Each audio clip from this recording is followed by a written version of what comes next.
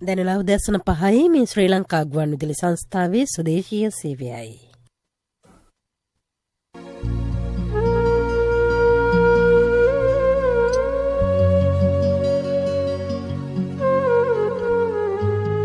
යහපත් ජන සමාජයක් උදෙසා සිත නිවන බුදු බණ.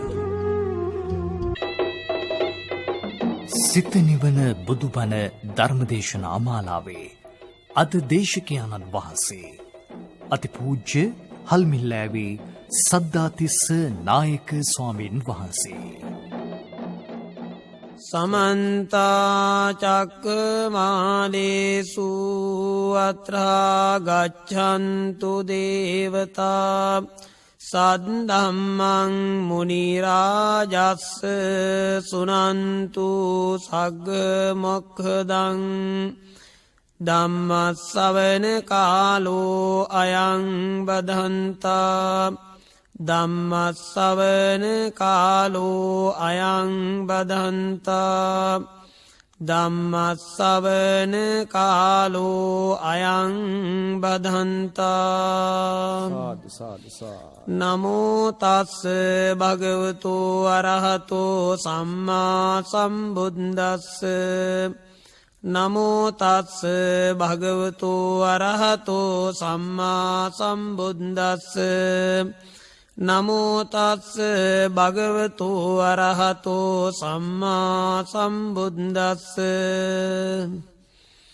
පුත්තාමත්ති ධනම්මත්ති ඉති බාලෝ විහඤ්ඤති අත්තායි අත්තනෝ නත්ති කුතෝ පුත්තෝ කුතෝ ධනන්ති. ශ්‍රද්ධා සම්පන්න කාරුණික පින්වත්නි, තිලෝගුරු බුදුරජාණන් වහන්සේ විසින් දේශනා කර වදාළ කාමභෝගී සූත්‍රයේ ඇසුරින් අපි අපේ ජීවිත දිහා අවධානය යොමු කර බලන්නටයි අපි කල්පනා කරන්නේ. පින්වතුනි, තිලෝගුරු බුදුරජාණන් වහන්සේ දේශනා කර වදාහරනවා සවැත් නුවර චේතවනාරාමේදී එක් දිනක කාමභෝගී පුද්ගලයන් 10 දෙනෙක් මේ ලෝකේ ජීවත් වෙනවා. ඒ කාමභෝගී පුද්ගලයන් 10 දෙනාගෙන් 10 වෙනි කාමභෝගී පුද්ගලයා බුදුරජාණන් වහන්සේගේ නිරන්තර ප්‍රශංසාවට ලක් වෙනවා. පින්නතුනි, මෙහි පළවෙනි කාමභෝගී පුද්ගලයා බුදුරජාණන් වහන්සේ වදාහරන්නේ ඔහු අධර්මයෙන් ධනය සොයනවා. විවිධ සැහැසිකම් දරුණුකම් කරමින් ධනය කාමභෝග උපයනවා. මේ එක ලක්ෂණයක්. ඒ වගේම දෙවැනි ලක්ෂණය, ඒ උපයන දෙයින් තමා සුවපත් වෙන්නේ නැහැ, තමා සතුටු වෙන්නේ නැහැ. ඒ දෙවැනි ලක්ෂණය. තුන්වෙනි ලක්ෂණය, අනුන්ට දෙන්නෙත් නැහැ, පින්කම් යොදවන්නෙත් නැහැ. මෙන්න මේ කියන කරුණු තුන මේ පළවෙනි කාමභෝගී පුද්ගලයා තුල තියෙනවලු. බුදුරජාණන් වහන්සේ වදාරනවා, පින්නතුනි, මෙහිම මේ ලක්ෂණ වලින් යුක්ත උදවිය අපි දකිනවා සමාජයේ. ඒ වගේම දෙවෙනි කාමභෝගී පුද්ගලයා අධර්මයෙන් සහ සැහැසිකම් දරුණුකම් වලින් ධනය සොයනවා, උපයනවා. තමා සුවපත් වෙනවා, තමා සතුටු වෙනවා, අනුන්ට නොදෙනවා, පින් නොකරනවා. මේ තමයි දෙවෙනි කාමභෝගී පුද්ගලයාගේ ලක්ෂණය. පින්වතුනි, බුදුරජාණන් වහන්සේ අර පළවෙනි කාමභෝගී පුද්ගලයාට කරුණු තුනකින් නින්දා කරනු ලබනවා. ඒ කරුණු තුන තමයි අධාර්මිකව සොයනකමයි, තමා සුවපත් නොවන, සතුටු නොවනකම නම් වූ දෙවෙනි කරුණයි, අනුන්ට නොදීම, පින් නොකිරීම කියන තුන්වෙනි කරුණයි. මේ කරුණු තුනෙන්ම මුල් කාමභෝගී පුද්ගලයා බුදුරජාණන් වහන්සේගේ නින්දාවට ලක් වෙනවා. ඊළඟට දෙවෙනි කාමභෝගී පුද්ගලයා කාරණා දෙකකින් නින්දා ලබනවා බුදුරජාණන් වහන්සේගෙන්. ඇයි අධර්මයෙන් සැහැසිකමින් සොයනකම නම් වූ පළවෙනි කරුණයි, අනුන්ට නොදීම, පින් නොකිරීම කියන දෙවන කරුණයි. ඒවගේම තමා සුවපත්වීම තමා සතුටුවීම කියන කරුණෙන් බුදුරජාණන් වහන්සේගේ පැසසුමට ලක් වෙනවා. එහෙමනම් එක් කරුණකින් ප්‍රසංසා ලබන අතරේ කරුණු දෙකකින් දෙවැනි කාමභෝගී පුද්ගලයා ගැරහීමට නින්දාවට ලක්වෙනවා බුදුරජාණන් වහන්සේගේ. තුන්වෙනි කාමභෝගී පුද්ගලයා පින්වතුනි අධර්මයෙන් සැහැසකමින් ධනය සොයනවා, තමා සුවපත් වෙනවා, තමා සතුටු වෙනවා, අනුන්ට දෙනවා, පින් කරනවා. දැන් අපට දැන් පැහැදිලි කාරණා දෙකකින් ප්‍රශංසා ලබනවා. එක් කරුණකින් බුදුරජාණන් වහන්සේගේ ගැරහීමට ලක් වෙනවා. හතරවෙනි කාමභෝගී පුද්ගලයෙක් පිළිබඳව දේශනා කරනවා. ඒ හතරවෙනි කාමභෝගී පුද්ගලයා ධර්මයනුත් සොයනවා, අධර්මයනුත් සොයනවා. ඒ වගේම තමා සුවපත් වෙන්නෙත් නෑ, තමා සතුටු වෙන්නෙත් නෑ, අනුන්ට නොදෙනවා, පින් නොකරනවා. මෙන්න මේ නිසා බුදුරජාණන් වහන්සේ කරුණු තුනකින් නින්දා කරනු ලබනවා. අධර්මයෙන් සොයනකම, තමා සුවපත් නොවෙනකම, අනුන්ට නොදෙන පින් නොකරනකම. ඒ අතරෙම ධර්මයනුත් වරක මේ බොහෝග උපයනවා. ඒ කරුණ ගැන බුදුරජාණන් වහන්සේගේ ප්‍රශංසාවට ලක්වෙන.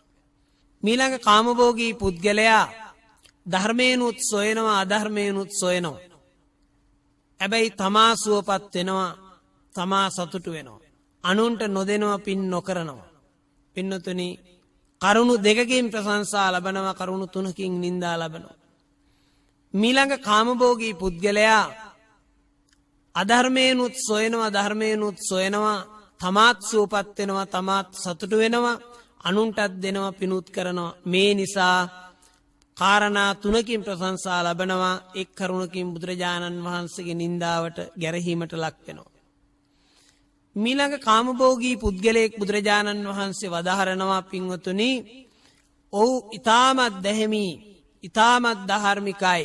මේ සියලු දේ දැහැමින් ධාර්මිකව උපයනවා. එසේ ඉපෙව්වත් ඔහු ඒ ධනය තමා සුවපත් වීම සඳහා යොදවන්නේ නෑ. තමන් ඒ දෙස බලා සතුටු වෙන්නෙත් නෑ. අනුන්ට දෙන්නෙත් නෑ, පින් කම්හි යොදවන්නෙත් නෑ. මෙන්න මේ නිසා බුදුරජාණන් වහන්සේ කාරණා දෙකකින් නින්දා කරනු ලබනවා. දැහැමිව සොයනකමට බුදුරජාණන් වහන්සේගේ ප්‍රශංසාව හිමි වෙනවා. මීළඟ කාමභෝගී පුද්ගලයා ධර්මයෙන් සහ දැහැමිකම් වලින්ම කිසි දරුණුකමක් නැතුව ධනය, කාමභෝග මේවා උපයනවා. ඒ වගේම තමා සුවපත් වෙනවා, තමා සතුටු වෙනවා, අනුන්ට නොදෙනවා, පින් නොකරනවා. බුදුරජාණන් වහන්සේගේ ගැරහීමට ලක් වෙනවා කරුණු දෙකකින්. ඒ වගේම කරුණු දෙකකින් ප්‍රශංසාව හිමි වෙනවා. දෙකකට ප්‍රශංසාව හිමි වෙනවා. මීළඟ කාමභෝගී පුද්ගලයෙක් බුදුරජාණන් වහන්සේ වදාලා ධාර්මිකව සොයනවා, අධර්මයක් නෑ, ඊ타මත් දැහැමි, තමා සුවපත් වෙනවා, තමා සතුටු වෙනවා, අනුන්ට දෙනවා, පින් කරනවා. මෙන්න මේ කාරණයෙන් බුදුරජාණන් වහන්සේගේ ප්‍රශංසාවට හිමි වෙනවා. පින්වතුනි මේ කරුණු තුනම කුමක්ද? මේ කරුණු තුන ධාර්මිකව දැහැමිව සොයනකම, තමා සුවපත් වෙන සතුටු වෙනකම, අනුන්ට දෙන පින් කරනකම. දැන් මේ විදිහට බලනකොට මේ බුදුරජාණන් වහන්සේ වදාළ පුද්ගලයෝ 9 දෙනා ඊළඟට 10 වෙනි කාමභෝගී පුද්ගලයෙකුත් වදාලා. පින්වතුනි ධාර්මිකව සොයනවා, ධාර්මිකව තමා සුවපත් වෙනවා, සතුටු වෙනවා, අනුන්ට දෙනවා, පින් කරනවා. හැබැයි වෙනසක් තියෙනවා. කාගේද වෙනස? මේ 9 වෙනි කාමභෝගී පුද්ගලයාගේ 10 වෙනි කාමභෝගී පුද්ගලයාගේ වෙනසක් තියෙනවා. 9 වෙනි කාමභෝගී පුද්ගලයා එසේ කළත්, ධාර්මිකව ඉපෙව්වත්, තමා සුවපත් වුණත්, අනුන්ට දුන්නත්, පින්කම්හි යෙදෙව්වත්, ඒ ධනය ඒවා කෙරෙහි අධික තෘෂ්ණාවක ඉන්නවා. ඒ වගේම කාමභෝග කෙරෙහි ඇලුණු අධික තෘෂ්ණාවේ ආධිනවය ඔහු දන්නේ නැහැ. ඒ වගේම මේ කාම තණ්හාවෙන්, කාම තෘෂ්ණාවෙන් මිදීම ඔහු දන්නේ, ඈත්වීම ඔහු දන්නේ නැහැ. මිදීම ඔහු දන්නේ නෑ. ඒ නිසා බුදුරජාණන් වහන්සේ කරුණු 3කින් 9 වෙනි කාම්භෝගී පුද්ගලයාට ප්‍රශංසා කළත් මෙන්න මේ නොදන්නාකම් නිසා බුදුරජාණන් වහන්සේගේ නින්දාවට ලක් වෙනවා. 10 වෙනි කාමභෝගී පුද්ගලයා සුවිශේෂයි. ඔහු ධාර්මිකයි, තමා සුවපත් වෙනවා, සතුටු වෙනවා, අනුන්ට දෙනවා, පින් කරනවා. පින්වතුනි, මේ කාම භෝග වස්තුන් කෙරෙහි තෘෂ්ණාවක බැඳිලා නැහැ. ඒ වගේම කාම භෝගයන් කෙරෙහි අධික බැඳුණු තෘෂ්ණාවේ ආධිනවේ දන්නවා. ඒ වගේම ඒ කාම භෝගයන්ගෙන් තෘෂ්ණාවගෙන් ඈත්වීම දන්නවා, ඉවත්වීම දන්නවා. සසරින් මිදීමේ ප්‍රඥාව සහිතව ඔහු ජීවිතේ ගෙවනවා. මේ නිසා බුදුරජාණන් වහන්සේගේ ප්‍රශංසාව මුළුමනින්ම හිමි වෙනවා. පින්වතුනි, මේ ගැන අපි ටිකක් විමසා බලනකොට අර 9 වෙනි කාමභෝගී පුද්ගලයා දක්වා පුද්ගලයෝ 8 දෙනෙකුගේ බුදුරජාණන් වහන්සේගේ 8 දෙනෙකුට බුදුරජාණන් වහන්සේගේ නින්දාව ගැරහීම හිමි වුණා. මේ 9 වෙනි කාමභෝගී පුද්ගලයා අපේ මානේ, අපේ දැනුමේ හැටියට ඊටාම හොඳ පුද්ගලයෙක්. ධාර්මිකයි, සැහැසකම් දරුණුකම් කිසිවක් නැහැ. පින්වතුනි, තමා සුවපත් වෙනවා ඉපෝ ධනෙන් අනුන්ට දෙනවා, පින් කරනවා. එහෙමනම් කියන්න ඇති කිසිම වරදක් නැහැ. ඒත් බුදුරජාණන් වහන්සේගේ නින්දාවක් හිමි වෙනවා අර නොදන්නාකම් ටිකක් නිසා. ඉතින් මේ විදිහට බලනකොට අපට පැහැදිලි මෙතන එක්තරා අඩුවක් තියෙනවා. සියලු කාරණාවලින් යහපත් වුවත්, සියලු කාරණාවලින් ධාර්මික දැහැමි වුවත්, මෙන්න මේ කාම තෘෂ්ණාව නොදන්නාකම නිසා, ඒ වගේම ඒ භෝග තෘෂ්ණාවේ ආධිනවේ නොදන්නා නිසා, ඈත්වීම මිදීම නොදන්නා නිසා බුදුරජාණන් වහන්සේගේ නින්දාව හිමි වෙනවා. අපි විය යුත්තේ 10 වෙනි කාමභෝගී පුද්ගලයා වගේ. පින්වතුනි, ඒ 10 වෙනි කාමභෝගී පුද්ගලයා මේ සියල්ල දැනුවත්. මේ ගැන අපි සාකච්ඡා කරනකොට පේනවා පින්වතුනි, මේ කියන විදිහේ පුද්ගලයෝ 10 දෙනෙකුට සෑම මේ අංක 10ට අපි සෑම දෙනාම අයිති. අපට ඉතා පහසුවෙන් පුළුවන් මේ ලක්ෂණ අහවලාගේ තියෙනවා, මේ ලක්ෂණ අහවලාගේ තියෙනවා, මේ ලක්ෂණ අහවලාගේ තියෙනවා කියලා කියන්නේ. නමුත් අපට කල්පනා වෙන්නට ඕනේ බුදුරජාණන් වහන්සේ වදාළ මේ 10 දෙනාගෙන් මා අයිති වෙන්නේ කවර අංකයටද, මා අයිති වෙන්නේ කවර කොටසටද කියන එක. දැන් අපි දන්නවා සමහර දෙනා අධර්මයෙන් සැහැසකම් වලින් ධනෙ සොයනවා, එහෙම උදවී ඉන්නවා, දකිනවා. ඒවා තමාගේ ප්‍රයෝජනේ පිණිසවත් ගන්නෙ නෑ. ඒ වගේම අනුන්ට දෙන්නෙත් නෑ, පින් කරන්නෙත් නෑ. එවැනි ගති වලින් යුක්ත පුද්ගලයෝ ඉන්න එක අපි දකිනවා. පින්වතුනි, මේ විදියට මේක විග්‍රහ කරගෙන එනකොට තමා අයිති වෙන්නේ කොතෙන්ටද? අපි එක එකනාට කල්පනා කරගන්න වටිනවා. පින්වතුනි, අපි කොතනකට අයිති වුණත් ගැටලුවක් නැහැ. අපි සකස් විය යුත්තේ, පරිවර්තනය විය යුත්තේ අර 10 වෙනි කාමභෝගී පුද්ගලයාගේ තත්වයට. බුදුරජාණන් වහන්සේ වදාරනවා, දෙනගෙන් කිරිත්, කිරෙන් දී කිරිත්, දී කිරෙන් ගිතෙලුත්, ගිතෙරෙන් වෙඬරුත්, වෙඬරු වලින් මඩ ගිතෙල් කියන ඊ타මත් පිරිසිදු ගිතෙල් සපයා ගන්නවා වාගේ ක්‍රමානුකූලව පියවරින් පියවර පිරිසුදු භාවයට පත් වෙනවා. මේ 10 වෙනි කාමභෝගී පුද්ගලයා ශ්‍රේෂ්ඨයි, අග්‍රයි. ඒ නිසා ඔහු නිවන් සාත් කරනවා කියලා බුදුරජාණන් වහන්සේ වදාලා. පින්වතුනි, දැන් අපි විශේෂයෙන් අවධානය යොමු කරන්නට මේ අවස්ථාවේ බලාපොරොත්තු වෙන්නේ මේ කියන 10 වෙනි කාමභෝගී පුද්ගලයාගේ තියෙන විශේෂ ලක්ෂණات එක්කයි. අපි සකස් විය යුත්තේ ඒ තැනටයි, ඒ තත්වයටයි. ඒ නිසා තේරුම් ගන්නට ඕනේ, ධාර්මිකව අපි සොයන්නට උපයන්නට ඕනේ. ඒවා තමාගේ ප්‍රයෝජනෙ පිණිස, තමාගේ පරිහරණය, අපි දන්නවා ඉදුම් හිටුන් නිවාස, බෙහෙත්, මේ ආහාර පාන, මේ අවශ්‍යතාව වෙනුවෙන් ඒවා යොදවන්නටත් ඕනේ. ඒවා දෙස බලලා සතුටු වෙන්න පුළුවන්කම තියෙන්නටත් ඕනේ. ඒ වගේම අනුන්ට දීම සුදුසු අවස්ථාවන් වලදී අසල්වාසීන්ට ඒ වගේම පිහිට වී යුත්තන්ට උපකාර කළ යුත්තන්ට අපි විවිධ ජාතික ආගමික ශාසනික අරමුණු ඇතුව දීම් කරනවා. ඒ එවැනි දීම් වල යෙදෙන්නටත් ඕනේ. ඒ වගේම පින් කරනවා කියන්නේ උතුම් තුනුරුවන් මුල් කරගෙනම සිදු කරන බොහෝ පින්කම් වල යෙදෙන්නටත් ඕනේ. මේම යෙදුනට මදි. නවවෙනි කාම්භෝගී පුද්ගලයාට බුදුහාමුදුරන්ගේ නින්දාව හිමි වෙන්නේ ඒකයි. ඔහු දන්නේ නැහැ කොහොමද මේ භෝග තෘෂ්ණාව හටගත්තේ කියලා. දැන් අපි තේරුම් ගන්නට උත්සාහ දරමු මේ භෝග තෘෂ්ණාව කෙසේද හටගත්තේ. පින්වතුනි, මේ භෝග තෘෂ්ණාව මේ ජීවිතයෙන්ම ආරම්භ වෙච්ච දෙයක් නෙවෙයි.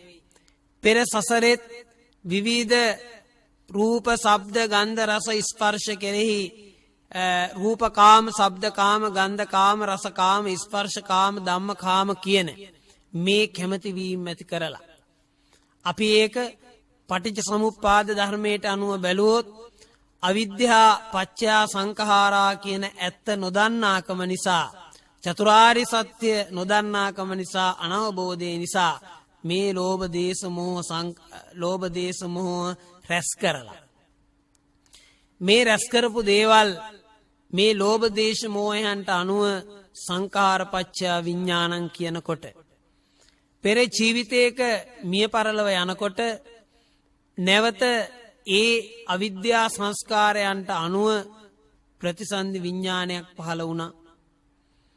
මේ ජීවිතයේ ආරම්භයට අපි යමු. ඒ මව් කුසකයි ප්‍රතිසන්දි විඥානය ආරම්භ වුණේ. ඒ ප්‍රතිසන්දි විඥානයට අනුව නාම රූපං, නාම රූප හිතකුත් කයකුත් ආරම්භ වුණා.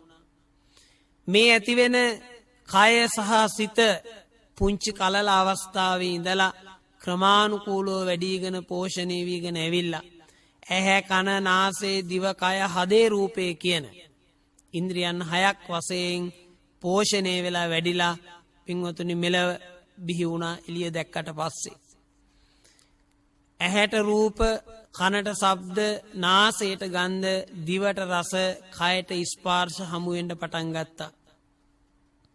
මෙතන පැහැදිලි කරනවා නාම රූප පච්චා සලායතනං. මෙන්න දැන් අර නාම රූපයට අනුව ආයතන 6ක් සකස් වුණා. සකස් වුණ ආයතන 6ට රූප, ශබ්ද, ගන්ධ, රස, ස්පර්ශ ගැටෙන්න පටන් ගත්තා. සලායතන පච්චා පස්ස කියලා පටිච්ච සමුප්පාදයේ පෙන්නනවා. දැන් මේ ආයතන වලට මේවා ගැටෙන්න පටන් ගත්තා. මෙහිම ගැටෙනකොට ස්පස්ස පච්චා ස්පර්ශය නිසා වේදනා ඇති වෙනවා. දැන් පැහැදිලි මුල් අවධියක නම් තිබුණේ විවිධ දේවල් මේ ඇහැට ගැටිලා ගියත්, කනට විවිධ ශබ්ද ඇහුණත් ඒවා අපේ මේ ජීවිතයේ ආරම්භයේ මුල්ම අවස්ථාවේ ඒවා දැනගත්තේ නැහැ. ඒවා හැඳිනගත්තේ නැහැ. ඒවා වෙන් කරේ නැහැ, කොටස් කරේ නැහැ. ඒවා ගැටි අතහැරෙමින් ගියා. දැන් මේ කොහොමද මේ ගැටුනේ? සලායතන පච්චා පස්ස ස්පර්ශය කොහොමද? ඇසත් රූපයත් නිසා ආලෝකයේ උදව්වෙන් විඥාන කියන දැනගැනිල්ලක් පහළ වුණා. කනත් ශබ්දයක් නිසා අවකාශයේ උදව්වෙන් සෝත විඥාන කියන ශබ්ද දැනගන්න හිතක් පහළ වුණා. මේ විදිහට කනට, නාසයට, දිවට, කයට, පංච ඉන්ද්‍රියන්ටම චක්කු, සෝත, ගාන, ජීවා, කාය, මන කියන අවස්ථාවලට විඥාන 6ක් පහළ වෙන්න පටන් ගත්තා.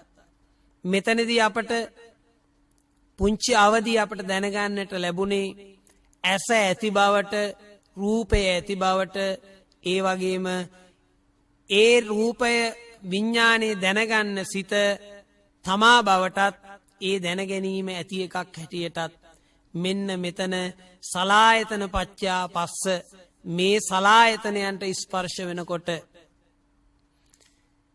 ඒ නිත්‍ය ලෝකයේ තුල ඒ ඇති බවට සිදු පිළිගැනීම තුල පින්වතුනි පස්ස පච්චා වේදනා, මෙන්න සැප වේදනාවල්, ඒ වගේම ඒ සැප වේදනාවට කැමති වීම, දුක් වේදනාවල්, දුක් වේදනාවට අකමැති වීම, මෙන්න මේ කියන විදිහේ පස්ස පච්චා වේදනා, වේදනාවල් හටගත්තා, විඳීම් හටගත්තා. දැන් මේ විඳීමට මුලම තියෙනවා ඇස නිත්‍යතාවයේ මතයි මේ විඳීම ලබන්නේ. මේ විඳීම වේදනා පච්චා තණ්හා මෙන්න ඒ හැඳිනීම සැප වශයෙන් ආවනම් ඒකට කැමති වෙනවා. රූපයට කැමති වෙනවා, ශබ්දයට කැමති වෙනවා, ගන්ධයට, රසයට, ස්පර්ශයට කැමති වෙනවා. ඒ විතරක් නෙමෙයි අරමුණු ගැනීමලටත් කැමති වෙනවා. දැන් මේ කැමතිවීම වේදනා පච්චයා තණ්හා මෙන්න බලන්න අපට කැමැත්තක් හටගත්තා. දැන් ඒ කැමති දේවල් තියාගන්නට දැඩිසේ යලි යලිත් කැමති වෙනවා. මීළඟට තණ්හා පච්චයා උපාදානං මේ කැමතිවීම කොච්චරද කියනවනම් හිතේ දැඩිසේම ගැඹුරට බැසගත්තා. අත් නොහැරෙන තත්ත්වයට පත් වුණා. උපාදාන පච්චයා භව කියන්නේ ඒ දැඩිව කැමති වෙච්ච කැමතිවීම නිසා නැවත උපතකට සුදුසු කර්ම සකස් වෙනවා. ඒ භවපච්චයා ජාති ඒ කර්මානුව නැවත උපතකට කාරණා හැදෙනවා. ඊට අනුව නැවත උපතක් ලබනවා. පින්වතුනි අපට අවශ්‍ය වුණේ කොහොමද මේ භෝග තෘෂ්ණාව හටගත්තේ? එතකොට අපට පැහැදිලි අවිද්‍යා පත්‍ය සංඛාරා කියනකොට සසර අනුශ ගතිත් එක්ක වැඩිහිටියන්ගේ අනුකරණය එකතු වෙනකොට දැන් බලන්න පුංචි දරුවා මේ ලෝකයේ හඳුනනකොට ඔහුගේ සසර ගතියයි වැඩිහිටියන්ගෙන් අනුකරණය වෙනවා. මේ දේවල් නිත්‍යතාවයේ මත ඇති බවකින් භාවිතාවීමක් වෙනවා. මෙන්න මේ ඇති බවකින් වෙච්ච භාවිතාවීමට අපි කියනවා අනුකරණය කියලා.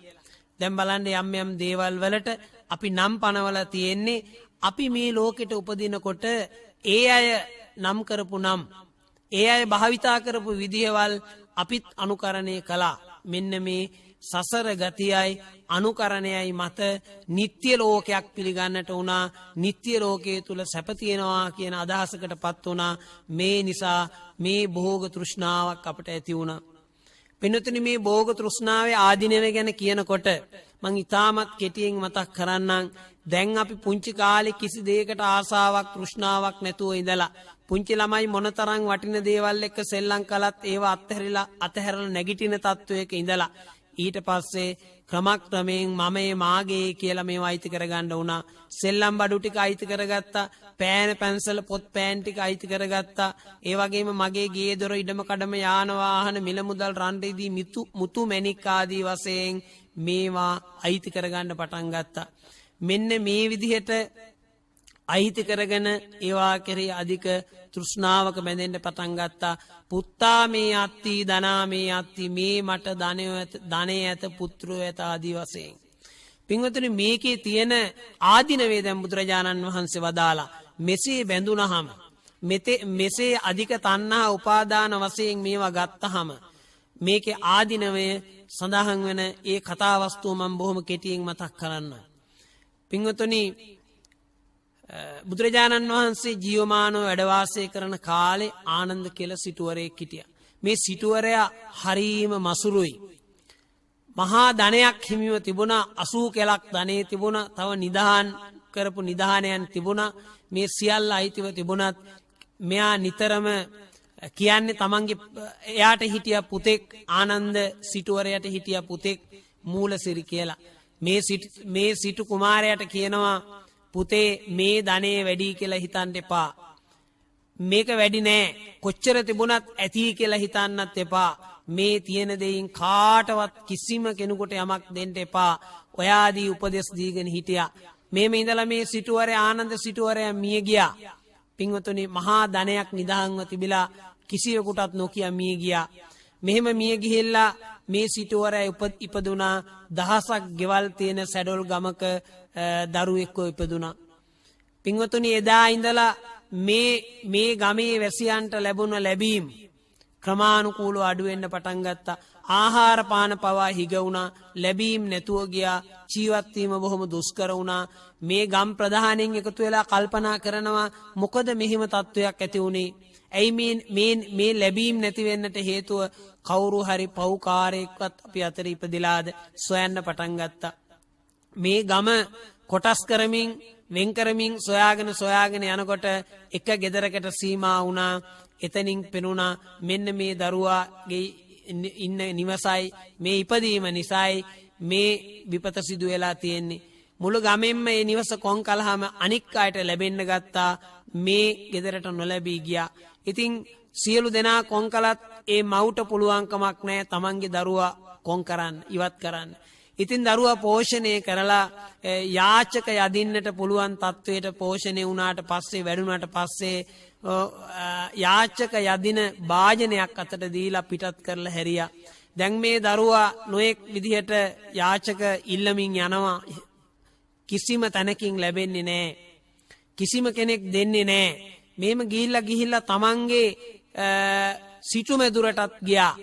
පින්වතුනි තමන් සිටුවරයාව සිටියේදී දීලා තිබුණු උපදෙස් අකුරටම පිළිපදිනවා.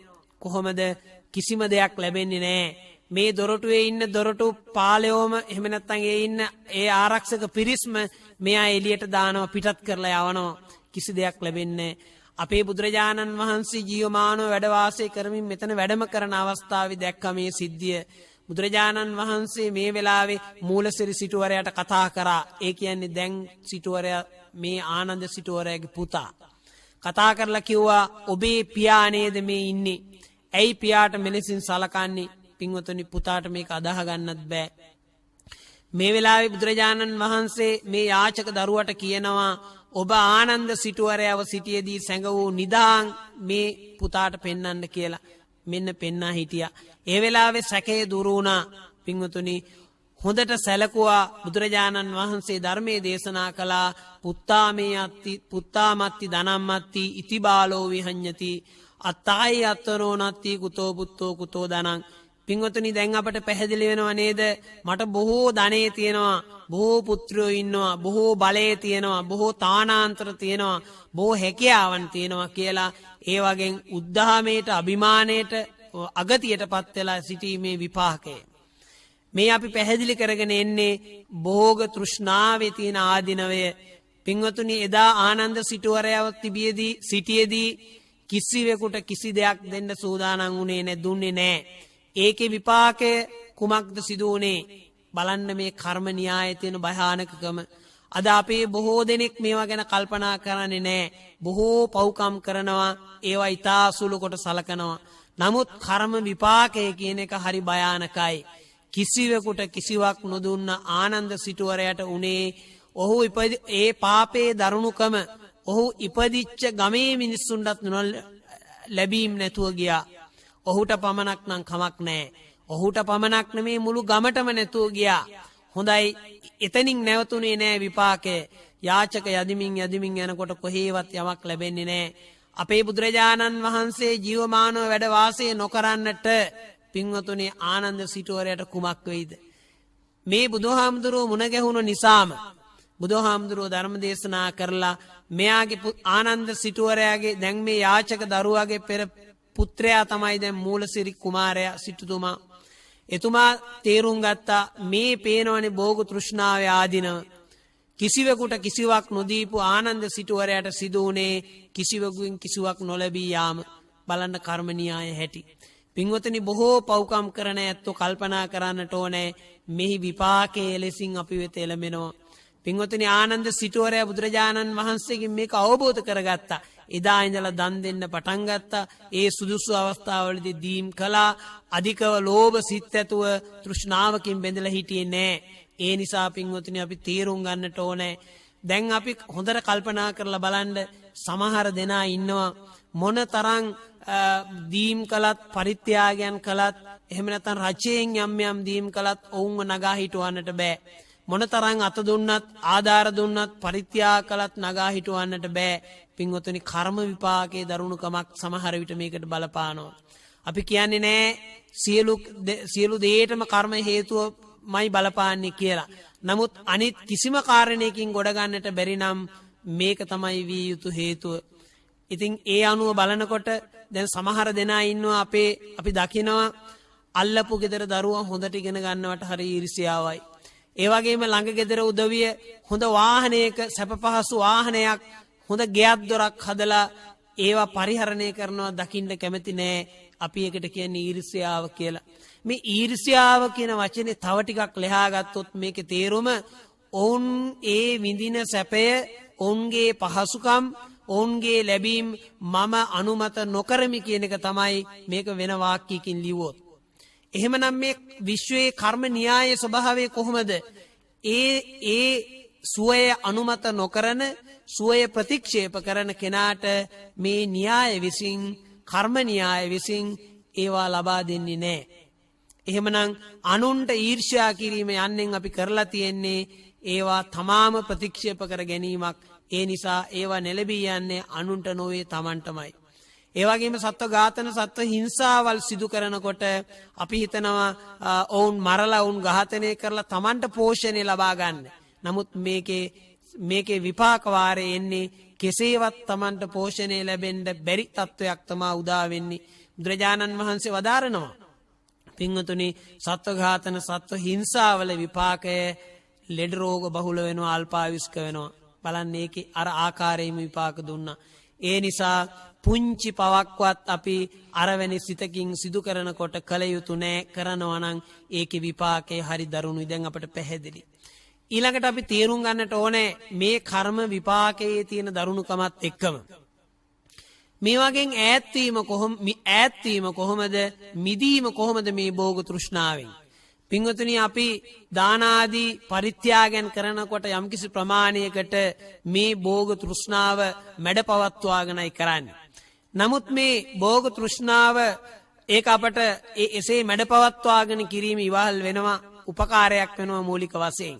නමුත් අපි තේරුම් ගන්නට ඕනේ මේ කියන තෘෂ්ණාව මුලින්ම අත්හල යුත්තේ තමන්ගේ මනසින්මයි.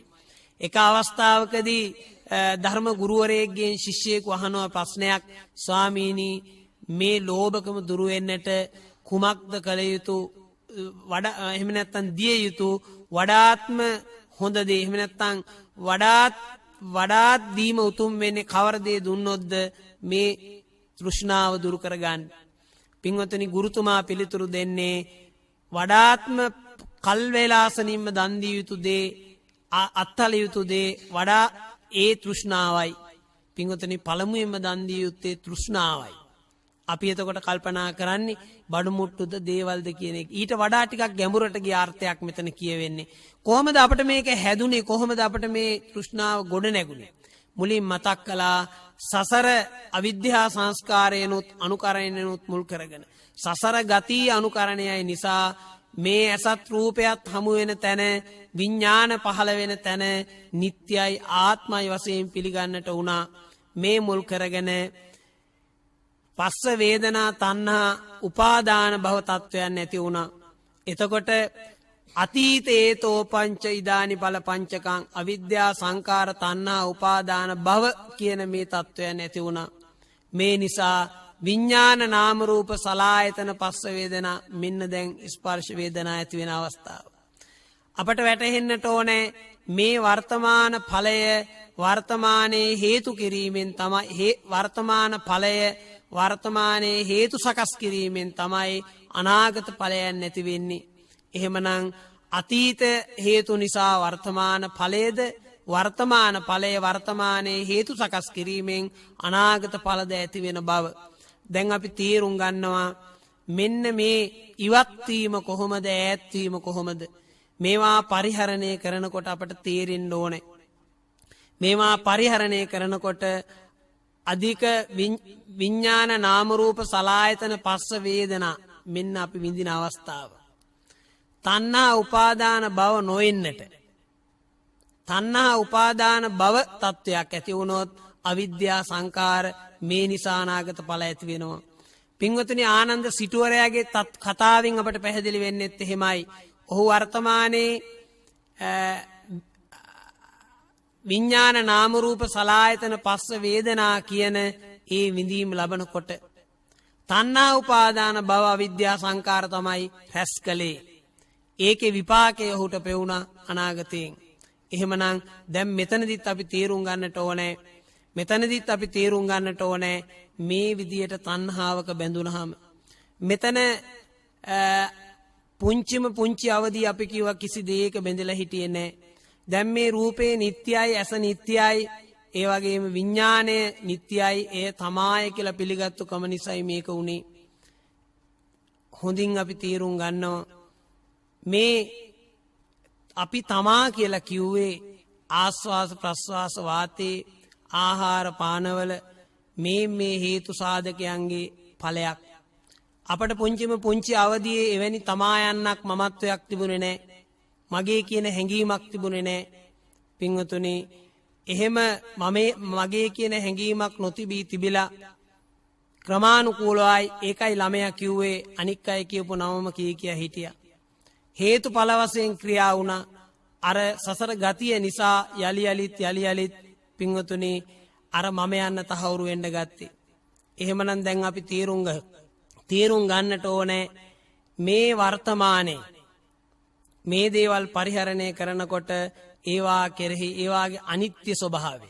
ඇස අනිත්‍යයි, රූපය අනිත්‍යයි, විඥානය අනිත්‍යයි. ඒ වගේම අපි තමා කියලා කිව්වේ අර හේතුඵලයකටයි. තමා කියලා නම් කරගත්තේ ආස්වාස වාතය ආහාර පාන චේතනාව මේ කියන හේතුන් නිසා හටගන්න ඵලයකටයි තමා කියලා කිව්වේ. අපි මේ තමා කියාගත්තු තැන අනුකරණයත් අනුසයත් නිසා ඇත්ත වුණා මිස සැබෑ තමා යන්නක් මෙතන නැහැ. දැන් බලන්න මේ අත්හැරීම කොහොමද අත්හැර යුත්තේ? මේ කෙරෙහි තියෙන රැවටීමයි. කිසිදාක මේ ඈත්වීම සිද්ධ වෙන්නේ නැහැ අපට මේ අනිත්‍යතාව අපි දැක්කේ නැත්තම්. ඒ වගේම මේ දැනීම හැඳිනීම මේ සියල්ල හේතුඵලයක් බව දැක්කේ නැත්තම් අපට මේන් ඈත්වීම හම්බ වෙන්නේ නැහැ. දැන් අපි කල්පනා කරන්නට ඕන මේ ඈත්වීම කොහොමද? කුමකින්ද මේ ඈත් වෙන්නේ? මේ මුලාවෙනුයි මේ ඈත් වෙන්නේ. ඒ වගේම රැවටීමෙනුයි මේ ඈත් වෙන්නේ. අවිද්‍යා සංකාර තණ්හා උපාදාන වලිනුයි මේ ඈත් වෙන්නේ. පින්වතුනි, දැන් එහෙම ඈත් වෙනවා නම් අන්න මිදීම පේනවා. තණ්හා උපාදාන භව අවිද්‍යා සංඛාර හදන්නේ නැහැ. ඒ තණ්හා උපාදාන භව අවිද්‍යා සංස්කාර නොහදනවා නම් ඒ කියන්නේ වර්තමාන ඵලයේ වර්තමාන හේතු සකස් නොකරනවා නම් අනාගත ඵල ඇති වෙන්නේ නැහැ. අපට අවශ්‍ය කරන මිදීම පින්වතුනි තියෙන්නේ මෙතනයි.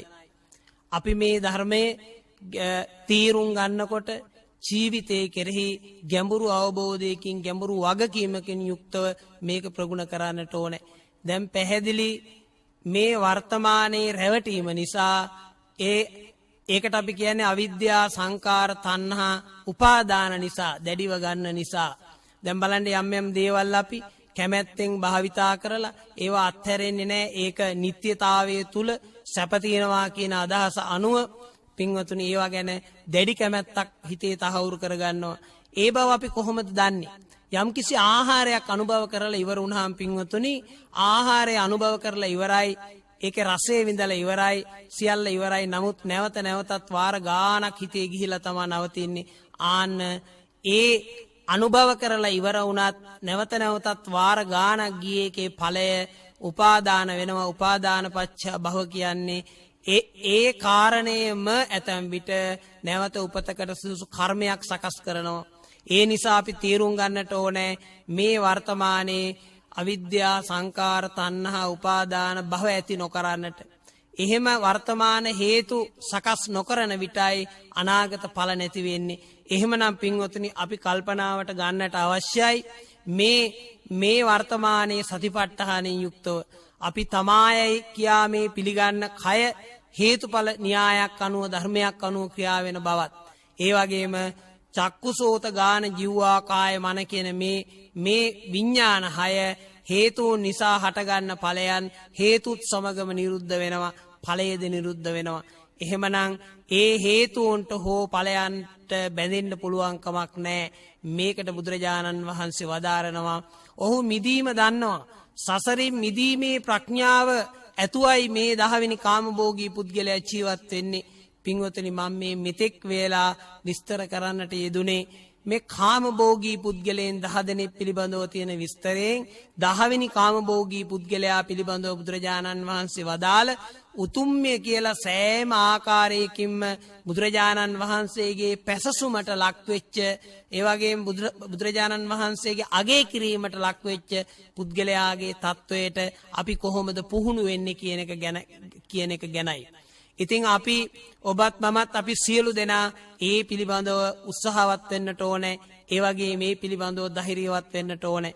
එතකොට අපට දැන් පැහැදිලි මේ පුත්තාමත්ති ධනම්මත්ති ඉති බාලෝ විහඤ්ඤති මේ කියන නුවණ නොමේරූ නොවැඩිච්ච බාලයා. එහෙම නැත්නම් ඒ නුවණ නොමේරූ තැනැත්තා තමයි මේ මට මේ මෙච්චර දේවල් ඇත අච්චර දේවල් ඇත කියලා අධික ලෙස බැඳෙන්නේ. බැඳීමේ ආධිනවේ දැන් අපි දන්නවා. ඒ වගේම ඈත්වීම දන්නවා. ඈත්විය යුත්තේ මේ අවිද්‍යා සංස්කාර තණ්හා උපාදානයන් ගැනයි ඈත්විය යුත්තේ. මිදීම දන්නවා. ඒවායින් ඈත්වන්නේ නම් අනාගත ඵල ඇති නොවන බව ඊටාම පැහැදිලි. ඒ නිසා පින්වතුනි මේ නිර්වාණ මාර්ගයේ පටිච්ච සමුප්පාද ධර්මයේ අනුව ක්‍රමානුකූලව අපි ප්‍රගුණ කරමින් වඩමින් තව තවත් වීරිය කරමින් පිරිසුදු කරගනිමින් ප්‍රගුණ කළ යුතු තත්වයක් තමයි ධර්මයේ තියෙන්නේ.